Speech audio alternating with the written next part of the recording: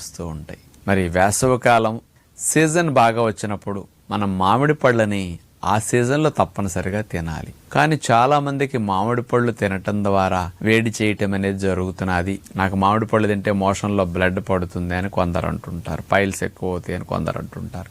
కొంతమంది మాకు వేడి చేస్తుంది మామిడి పళ్ళు కాబట్టి నేను మామిడి పళ్ళు తిన్ను అంటుంటారు. కొంతమందికి సెగ్గట్లు ఎక్కువ వచ్చేస్తాయి కాబట్టి నేను తిన్ను అంటారు. మరి కొంతమందికి మేము క్యాలరీస్ ఎక్కువ ఉంటాయి కాబట్టి మామిడి పళ్ళు తింటే బరువు పెరిగిపోతాం కాబట్టి మేము తినడానికి లేదు కదా అనుకుంటారు.